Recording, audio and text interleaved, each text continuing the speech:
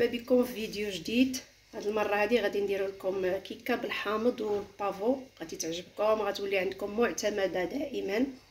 اول حاجه كنحتاجو 3 البيضات، عندنا دانون مسوس، عندنا الحليب المركز، كاس ديال الزيت، حامضه معصره، عندنا الخماره، 2 خمارات حمرين، عندنا 2 فاني، عندنا البافو، عندنا حامضه محكوكه، عندنا الكوك، كاس ديال الكوك، عندنا كاس ديال السنيده، عندنا 3 المعالق ديال النشا، ومن بعد عندنا 3 الكيسان ديال الطحين فورس.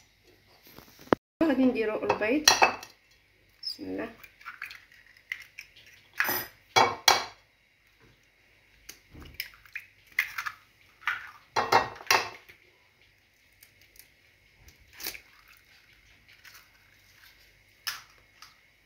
قريصه ديال الملحه نسينا ما قلناها، ومن بعد نبقاو نضربو مزيان.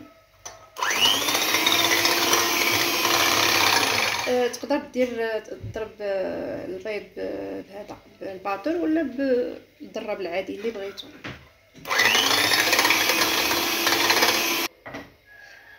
غادي نديرو الفاني وسنيده ونضربوهم مزيان حتى يولي الخليط ابيض، حتى يبيض شي شويه الخليط.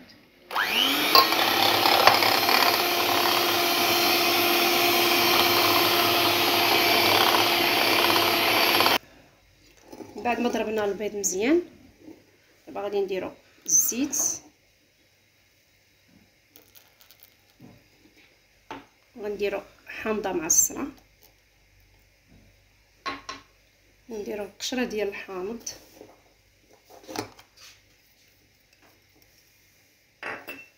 ومن بعد دانون مسوس، وغنخلطو عاوتاني الخليط. نضربو مزيان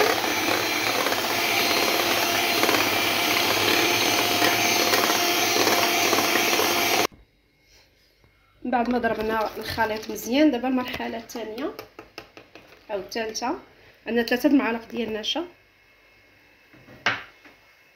كاس ديال الكوك، ومعلقه ديال البافو، وغادي نضربوه بالضراب دابا يا الضرب اليدوي.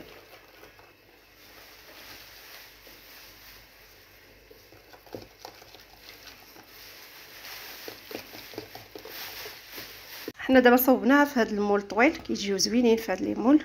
وغير باش نشرح لكم ان الطحين على حسب هذا الطحين ماشي ديال الحلوى، خاص الحلوى طحت لي فيه، جاني فيه 2 ديال الكيسان ونص.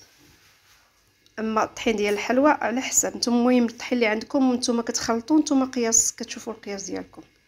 ومن بعد غادي نديروا له هاد ملي غادي يطيب غادي نديروا الحليب مركز وذوقوه، من بعد نرجعوا لكم. هانتوما دابا الكيكه ديالنا طابت. اللي عنده الفران ديال الضوء كيديرها على 180 درجه تقريبا 40 دقيقه، وبالنسبه للفران العادي راه خلاص راه باينه الطياب ديالها.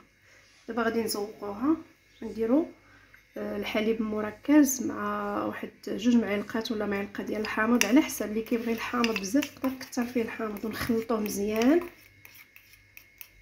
بحال هكا حتى كيولي هكا جاري. ومن بعد غادي نبداو نزوقوها، نديرو هكا نمشيوها بهاد السبيتولا باش كتمشى مزيان، كتولي كلها كتغطى كلها بالحليب المركز.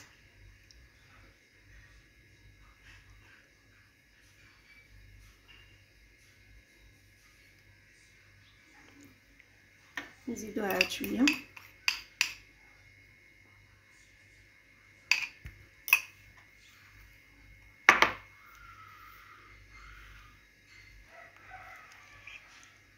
اللي كيبغي بزاف هذا الحليب المركز يكثر.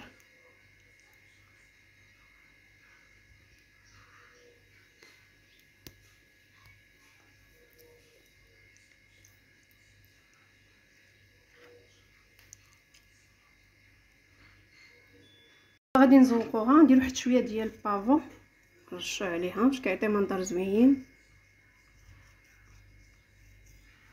هانتي الا بغيتوني ديروا مع الجنب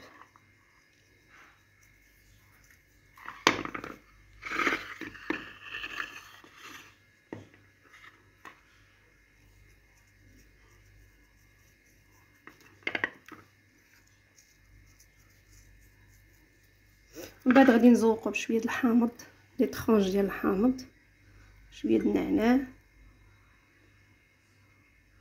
كيعطيها المنظر.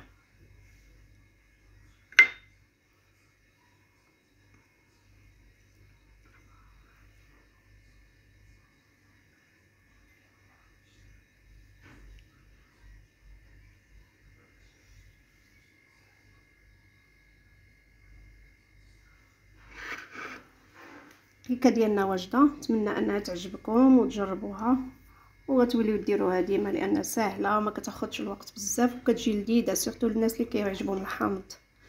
يلا الى اللقاء في فيديو اخر، ونتمنى هاد الاكلات هاد الكيكه تعجبكم وتجربوها ان شاء الله. السلام عليكم.